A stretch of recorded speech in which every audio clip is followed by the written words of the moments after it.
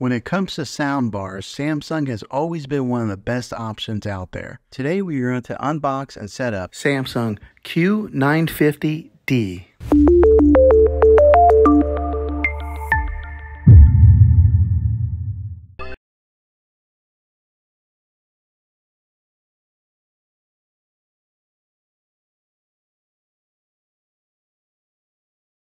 Okay, so here's the front of it, and on here you'll see where it's got the branding nameplate. There is a speaker with a soft covering right here.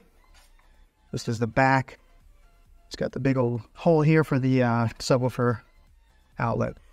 The power cord goes here, and then here is an ID set button that you push here to get it paired up with a soundbar. All right, so let's see what's inside the bag here. The bag full of these. So they give you the power cables for one for the subwoofer, one for the soundbar.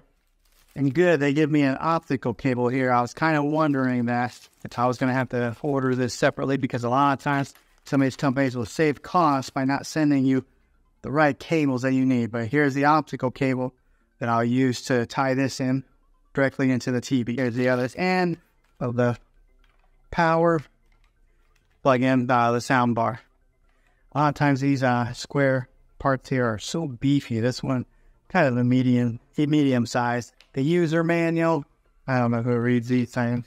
Okay, 2 angle brackets here to mount the soundbar if you were going to mount this onto the wall. I have a tendency of losing these things, but I'm going to be setting mine on the console underneath the TV right there, so I won't be using this. This right here is another part of the mounting bracket that kind of helps support, push it out from the wall. Some more nuts and bolts if you were going to hang it onto the wall. And now here is the remote. I'm always interested to see what the remotes on these things look like. Batteries. I always get these off the wall named frame batteries. This one's called Mustang. Who's ever heard of that? Why can't they send me like a Duracell or Energize? Now the remote looks similar to the TV remote that I had, the Samsung TV remote.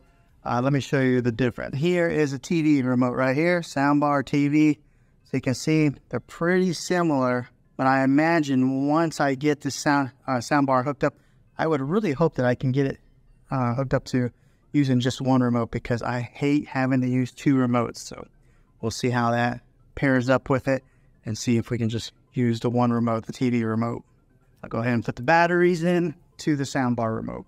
Okay, everything's unboxed here. I'm going to go ahead and get all the power cables hooked up into the subwoofer and the soundbar and get it up there and get it plugged in and get it set. Okay, on the back side of this, there is a USB output. There's an auxiliary in output, a digital. This is where the optical cable is that I will be using to be plugging in from here into a TV.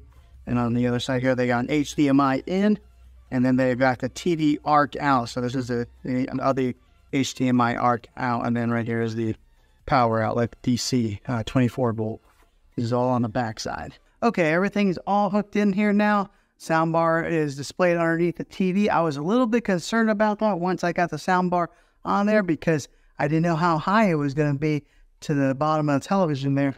And it's like right there. It's almost perfect. And then I got a little bit concerned to see if the sensors would still be able to read a remote control, but it's fine. I don't even know where the sensors are on that TV. They're really hidden and discreet, so I don't know if they're in the screen somewhere, but now whenever I turn up the volume, you'll see it says AV soundbar. Automatically recognizes the make and the model of the soundbar.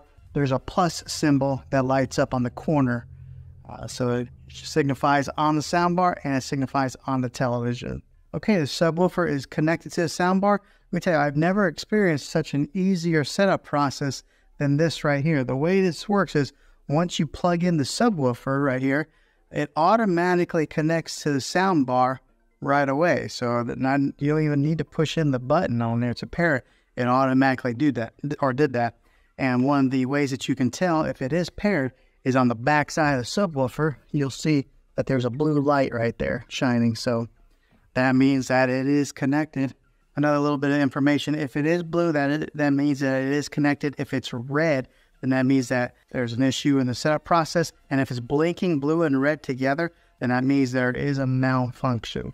So make sure you watch the indicator light. But I don't think you should have any problems if you're hooking this up Seems simple enough. Now you are able to hook this up wirelessly via Bluetooth, but I mean, if they give you one of those optical cables, I really recommend to go direct line in.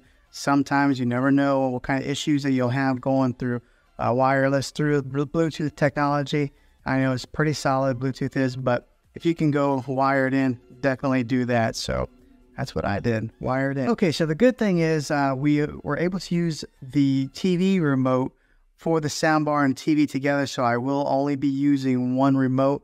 No need to have two different remotes, one to run a soundbar or one to run a TV.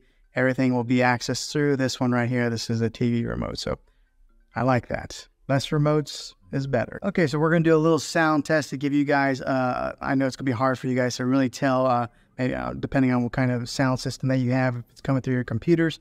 But I'll give you guys a little test of what it's going to sound like. And I just did a little trial run. Let me tell you, it is a big difference between using a soundbar and just using the speakers on the TV.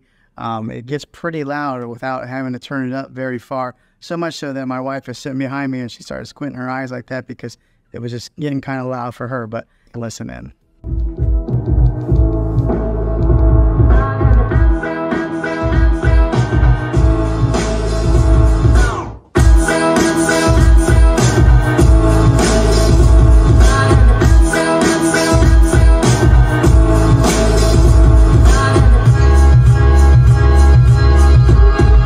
Okay, so that sounded pretty good. I'm very pleased with this purchase so far. Sounds like it's going to be a really good soundbar. Now, something to note here, the bass there pushes out through the back. In my particular surroundings, I've got it on a cornered wall right here. But when it pushes out, it kind of travels up, so we could hear the bass really well. I know everybody's environment is going to be a little bit different.